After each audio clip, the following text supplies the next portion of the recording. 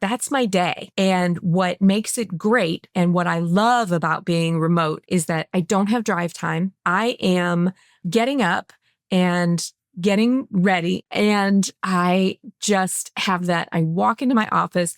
I have a reading chair where I start my day, and then I move over to my desk. And it just is very calm. There's not the interruptions that I would have at my office. And so I'm trying to create a space that just makes me feel productive.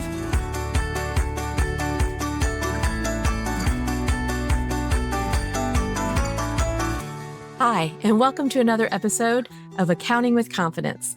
I'm your host, Beth Whitworth, and today I'm bringing a confidence booster episode that is just giving you a behind the scenes look at what a day in the life for me as a public accountant who runs their own business and has been doing this for a very long time.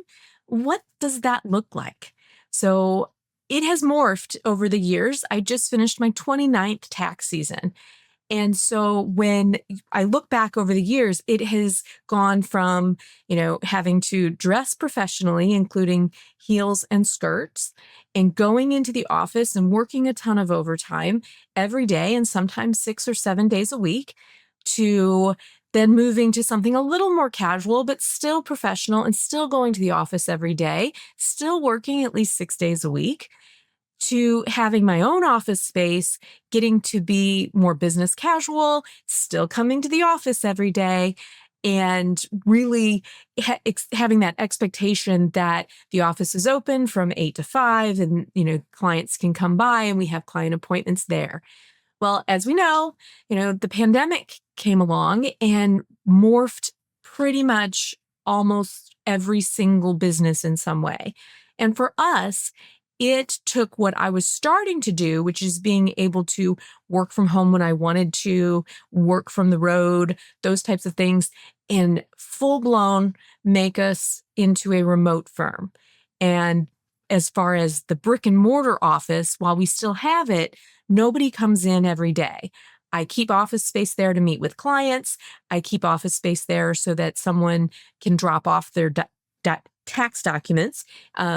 Because I do have some people who, they're just not equipped to be able to upload their own documents or scan their own documents. And so we still have that drop-off location. But for the most part, the team and myself have become 100% remote. For me, that means, I am working from my home office. And you can see I've got some mess behind me that I haven't quite cleaned up. I could go close that curtain. But I wanted to get this recorded. And so I'm very casual at this point. And the entire team works from home. But for me as a business owner, that has absolutely changed what I do and what my workflow looks like on the daily. So for me, my weeks start on a Sunday night when I use my Full Focus Planner, which is a product that comes from Full Focus. Michael Hyatt is the developer of that, and comes with a book that I read, which has to do with planning and kind of scheduling. But I review that on Sunday nights. And what that allows me to do is go back through my week, capture anything that didn't get done, kind of look at what my wins were and how I did on getting some goals done. And I go through that and I try to do it religiously on Sunday nights. And that allows me to kind of do that weekly recap and set what my priorities need to be for the next week. And this particular planner allows me to kind of give some feedback on what worked, what do I need to change, what happened during the week that maybe derailed some of my plans. It also allows me to track things like sleep and exercise and my state of mind, my level of joy, my level of stress, how much water I'm drinking, maybe what my meal plan was. And for me, that's pretty important. I try to make a meal plan and stick to it daily, just from a health standpoint. So Sunday nights, I'm looking at my calendar. I'm filling in what's going to happen that week. And for my week, I only take meetings on Mondays, Tuesdays, and Wednesdays, and only from the hours of 9 to 3. Nobody can get on my calendar before 9 or after 3 or on Thursdays or Fridays. Thursdays and Fridays are completely blocked. Only I can schedule something. I typically reserve those for more of the internal meetings for the firm. So that's when I have my coaching sessions with my Woodard coach. That's when I might be scheduling a standing meeting for things relating to the firm, like marketing. What I don't typically do is have any standing team meetings unless it's firm related. And I don't have any client meetings, and nobody can jump on there. So Fridays, it started out for me to be able to take some time off. And what happened is it kind of morphed into, it's just a day that is on my schedule. So I can work out in the morning, I can go to lunch, and then spend some time in the afternoon doing some work, or it's a travel day. We race a lot and we travel a lot starting in May and through October. And so those Fridays, a lot of times I'm on the road. So it's nice to have that knowledge that nobody can jump on my calendar.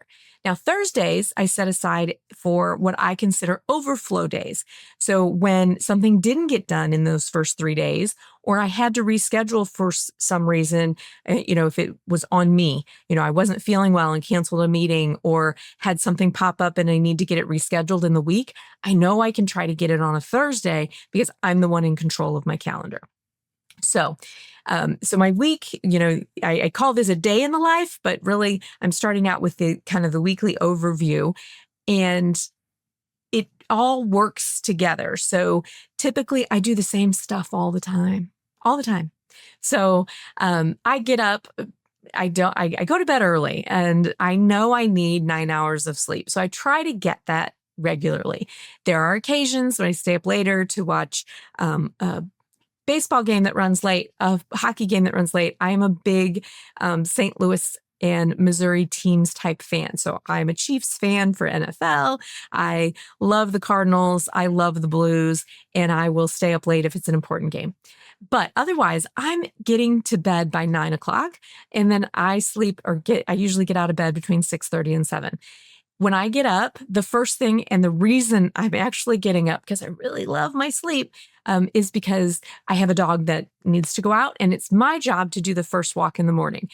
It's offset by my husband getting to do the last walk at night, so I don't have to walk him outside at night. So it's great. So I walk the dog, and then it just comes into this very routine system that I have created. And one of the things that I have tried in the past is to start my day with some meditation or breathing. And you know what? I can't really, I just can't get into that to where it's something that relaxes me. I know the more you practice, the better it gets. But what I have changed is that I've decided to start setting a timer and doing some reading. So I've always been a reader. I started reading when I was 3 years old.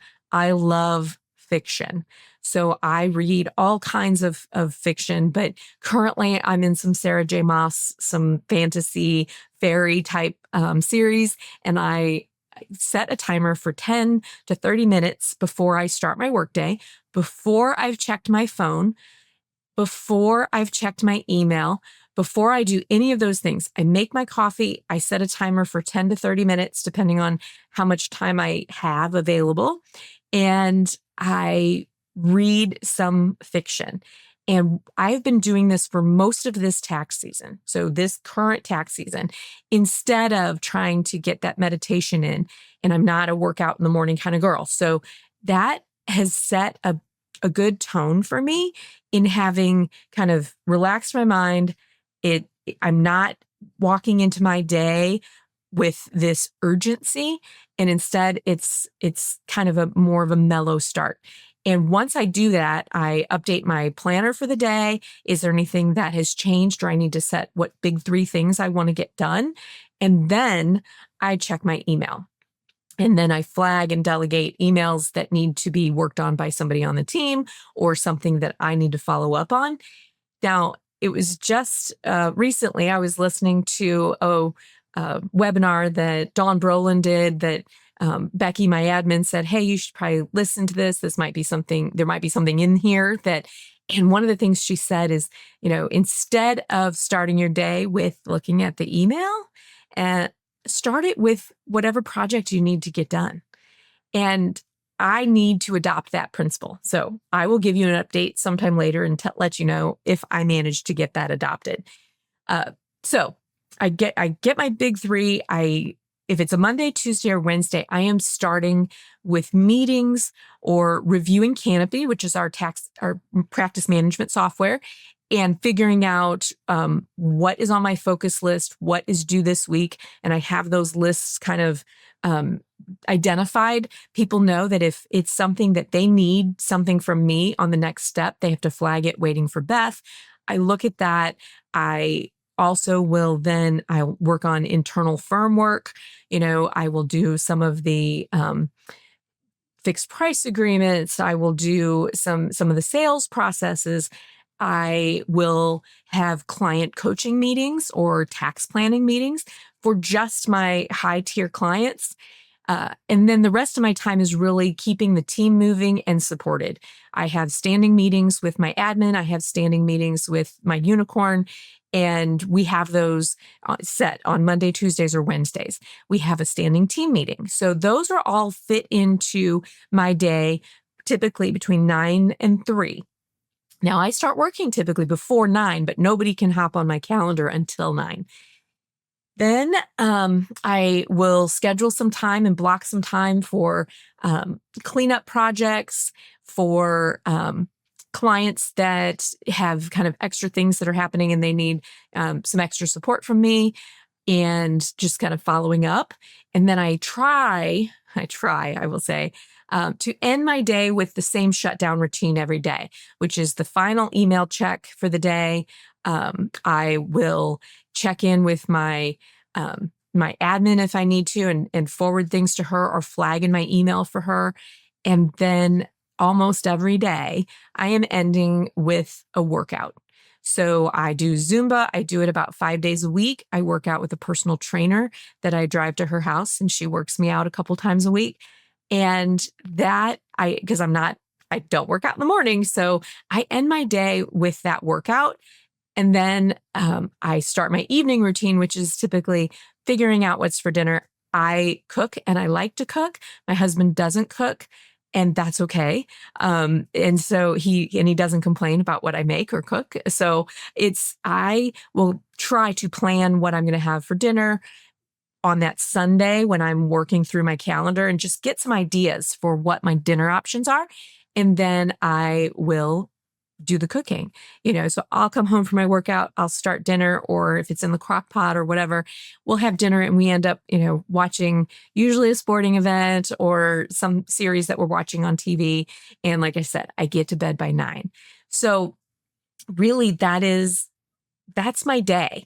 And what makes it great and what I love about being remote is that I don't have drive time except to get to my workouts and back, or if I decide to go meet a client for coffee or one of those types of things, I don't have drive time. I am getting up and getting ready in whatever level that is for me, which is typically workout gear is what I wear on the regular and daily. No more heels. I don't know that I'll ever wear heels again in my life. And I just have that. I walk into my office. I have a reading chair where I start my day, and I hang out a little bit with James, the Greyhound. And then I move over to my desk, and it just is very calm. There's not the interruptions that I would have at my office. And so I'm trying to create a space that just makes me feel productive and has space for things. And so that's what I do. So that's my typical day. Now, during tax season, it changes a little bit. There's a little bit more pressure because there are those looming deadlines, and there's a lot more things on that waiting for Beth list. So things are happening daily that are increasing that list, things that the team can't move forward until I have looked at them. And so, I have to have the team help me prioritize those. What do they need from me to keep moving? I also do a better job, I think, during tax season in blocking my time for similar items. So meaning when there's a bunch of returns to be reviewed, I will do those in a block of time because I'm doing similar activity. If there's meetings, I try to block those all on the same day. If there's research or projects to do, I try to do those usually on a Thursday or Friday when I'm not clogged up with meetings. And so that's the difference. I'm not necessarily working a lot more hours. And my goal, during this season moving out of tax season is to really kind of fine tune my schedule. And when I block time, I stick to it. So I make that promise to myself and I don't cancel on myself. So that is podcast recording days. That is internal focused work days. That is working on projects for the firm. It is things where I am working on a cleanup project for a client and I block those and stick to them. So that is my goal for this year. And in the meantime, I don't know that it really changes my daily schedule. I'm still going to be working, from 7:30 in the morning till 4 o'clock in the afternoon, with some gaps there sometimes. But mostly that's what I'm doing. And then on Fridays, it's a little different because I start my day a little differently. I work out in the mornings on Friday, but not until 10. It's because I'm not a morning person. So that's it. I thought I'd share a little bit of that behind the scenes of what it used to be and how I have kind of embraced this work from home and how I'm managing, my schedule, my goals, my workload, my team, and my health and wellness. So hopefully this little confidence booster gives you some insight on what can be done. And I look forward to talking to you soon. And remember, you are the only one who can build that business that you love. See you later. Bye.